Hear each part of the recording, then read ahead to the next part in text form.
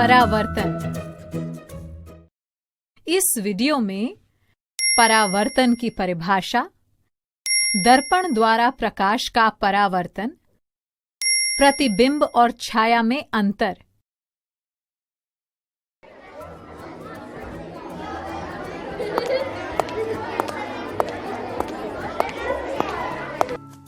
नमस्ते दीदी। नमस्ते बच्चों, कैसे हो तुम लोग? दीदी मुझे आपसे कुछ पूछना है। पूछो खोजी, अब क्या नई खोज कर रहे हो तुम? दीदी मैं सुबह स्कूल आने के लिए शीशे के सामने खड़ा होकर तैयार हो रहा था ना, तो मेरे मन में सवाल आया कि हम अपने आप को शीशे में कैसे देख पाते हैं। प्रश्न तो अच्छा है खोजी। प्रकाश के परावर्तन यानी रिफ्लेक्शन ऑफ लाइट के कारण। प्रकाश का परिवर्तन वो क्या होता है दीदी? सवाली, परिवर्तन नहीं परावर्तन। चलो प्रकाश के परावर्तन को एक रोचक क्रियाकलाप से समझते हैं। इस क्रियाकलाप के लिए हमें कक्षा में अंधेरा करना होगा, तो चलो सारी खिड़कियां और दरवाजे बंद कर देते हैं। लाइट हम बाद में बंद करेंगे। राम, तुम उस कोने में जाकर खड़े हो जाओ। सवाली, तुम ये दर्पण लेकर दूसरे कोने में खड़ी हो जाओ। और देखो मेरे बैग में एक विद्युत टॉर्च है। खोजी, तुम ये टॉर्च लेकर इस तीसरे कोने में खड़े हो जाओ। शाबाश। अब जब मैं लाइट बंद करूंगी तो खोजी, तुम टॉर्च को जलाकर सवाली के हाथ में पकड़े दर्पण पर प्रकाश डालना। ठीक? दीदी ऐसे? हाँ खोजी, बिल्कुल सही। सवाली, अब तुम दर्पण को कुछ इस तरह घुमाओ कि प्रकाश दर्पण से टकराकर राम पर पड़े। अरे वाह दीदी, टॉर्च का प्रकाश तो दर्पण से टकराकर राम तक पहुंच गया।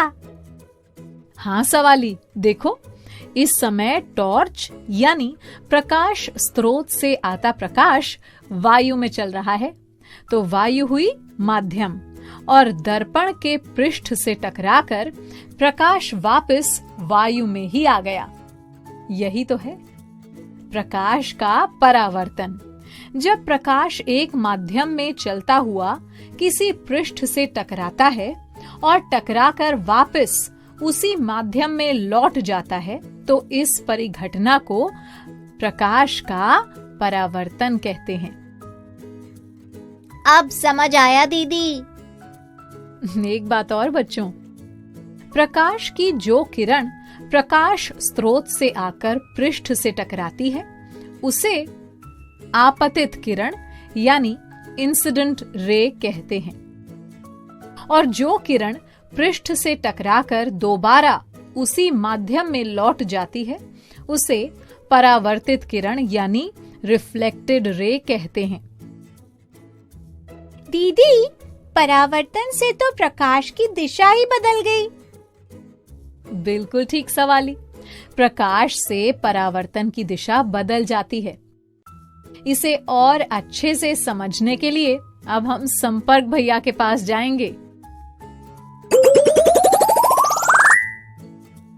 स्वागत है दोस्तों, तो तैयार हो एक नए और रोचक प्रयोग के लिए?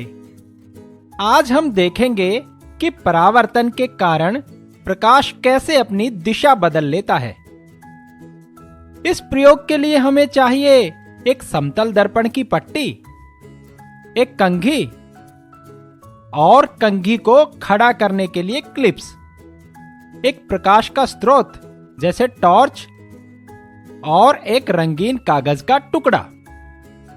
अब सबसे पहले हम टेबल पर इस रंगीन कागज को बिछाएंगे, फिर क्लिप्स की सहायता से दर्पण और कंघी को कुछ दूरी पर बिल्कुल आमने सामने खड़ा कर लेंगे। उसके बाद टॉर्च को कंघी के पीछे रखकर ऑन करेंगे। जब टॉर्च से आता हुआ प्रकाश कंघी के दांतों से होकर निकलता है तो किरणों के रूप में बिखर जाता है। अब हम इस दर्पण की पट्टी को थोड़ा टेढ़ा करते हैं। देखो बच्चों, यहां प्रकाश की किरणों का एक और समूह बन गया। जानते हो क्यों? वास्तव में जब प्रकाश की किरणें दर्पण पर पड़ी तो उससे परावर्तित होकर वापस उसी रास्ते पर चल पड़ी जिससे वे आई थी। इस कारण हमें ऐसा लगा जैसे परावर्तन हुआ ही नहीं, जबकि ऐसा नहीं था। पर जब हमने दर्पण को टेढ़ा किया तो प्रकाश दूसरी दिशा में परावर्तित हो गया और इस कारण हमें आपतित और परावर्तित किरणें अलग अलग दिखने लगी। तो देखा बच्चों, कैसे परावर्तन के कारण प्रकाश अपनी गमन यानी चलने की दिशा बदल लेता है। दीदी, हम ये तो समझ गए कि परावर्तन क्या है और ये प्रकाश के गमन की दिशा बदल देता है, पर ये तो बताइए कि इससे दर्पण में हमारा प्रतिबिंब कैसे बनता है। देखो बच्चों, ये तो तुम जानते ही हो कि जब प्रकाश किसी वस्तु से टकराकर हमारी आंखों पर पड़ता है तभी हम उस वस्तु को देख पाते हैं। जी दीदी, आपने बताया था। तो बच्चों, जब कोई वस्तु जैसे हम दर्पण के सामने खड़े होते हैं तो स्रोत से आता हुआ प्रकाश हमसे टकराकर दर्पण पर पड़ता है, जिस कारण दर्पण में हमारा प्रतिबिंब बन जाता है। फिर दर्पण उस प्रकाश को पुनः परावर्तित करके हमारी आंखों तक भेज देता है और तब हमें हमारा प्रतिबिंब दिखाई देने लगता है। ओ, तो ऐसे बनता है प्रतिबिंब। दीदी, पर क्या सिर्फ दर्पण से ही प्रकाश परावर्तित होता है? नहीं सवाली, प्रकाश तो हर पृष्ठ से टकराकर परावर्तित हो जाता है, किंतु वस्तुओं के प्रतिबिंब केवल उन्हीं पृष्ठों पर बनते हैं जो पृष्ठ चिकने और चमकीले होते हैं। तभी तो साफ और ठहरे हुए पानी में भी तुम अपना प्रतिबिंब देख सकते हो। इसका कारण तुम आगे की कक्षाओं में पढ़ोगे। हाँ दीदी, हम समझ गए। मैंने पिछली बार तुम्हें छाया के गुणों के बारे में बताया था ना? याद करो और बताओ, क्या प्रतिबिंब और छाया एक जैसे होते हैं? नहीं दीदी, छाया तो हमेशा काली होती है, चाहे वस्तु का कोई भी रंग हो, जबकि प्रतिबिंब तो वस्तु के सभी रंगों को बिल्कुल वैसे ही दर्शाता है। और दीदी, छाया देखकर तो पता ही नहीं चलता कि वो किस वस्तु की है, लेकिन प्रतिबिंब तो बिल्कुल वस्तु जैसा ही होता है। इसे देखकर तो वस्तु को बहुत आसानी से पहचान सकते हैं। छाया तथा प्रतिबिंब में एक और महत्वपूर्ण अंतर बताती हूँ। छाया तब बनती है जब कोई अपारदर्शी या पारभासी वस्तु प्रकाश को रोकती है, जबकि प्रतिबिंब प्रकाश के परावर्तन से बनता है।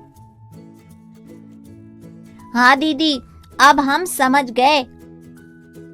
अच्छा, तो अब जब तुम सब प्रकाश के परावर्तन और छाया तथा प्रतिबिंब के बीच अंतर समझ गए हो, तो मेरे कुछ प्रश्नों के उत्तर दो।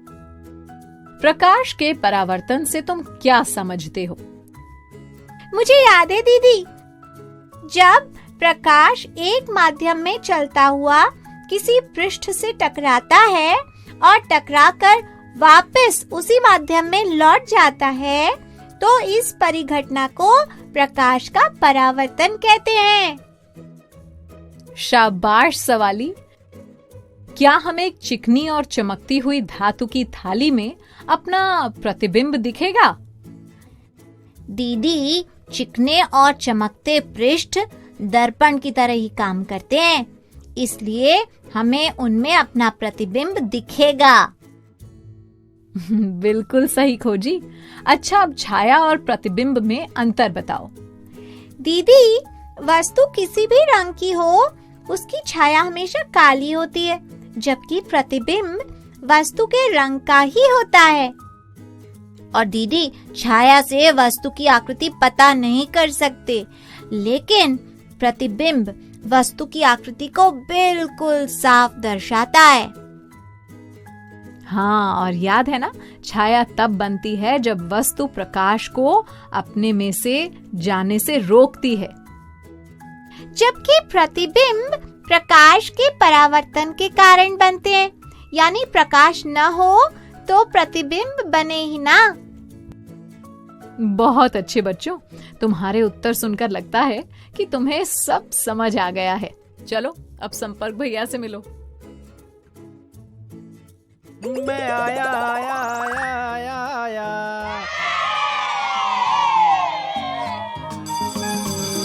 ओके बच्चों, बाय बाय बाय।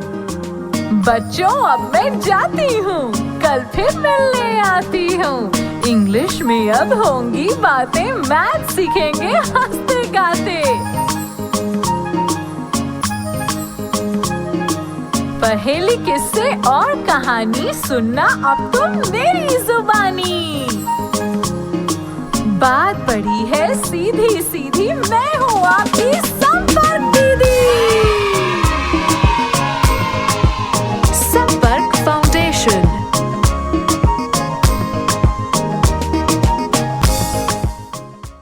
आपको ये वीडियो देखकर मजा आया ना? अगर आप इस वीडियो से संबंधित अन्य संसाधन जैसे कि अन्य वीडियो, गतिविधियां, क्विज इत्यादि देखना चाहते हैं तो अभी डाउनलोड करें संपर्क स्मार्ट शाला मोबाइल एप्लीकेशन। और हाँ, अगर आपको ये वीडियो अच्छा लगा हो तो इसे जरूर लाइक करें। और भी नए नए वीडियोस देखने के लिए सब्सक्राइब बटन पर क्लिक करना न भूलें। मिलते हैं बहुत जल्द YouTube और संपर्क स्मार्ट शाला ऐप पर।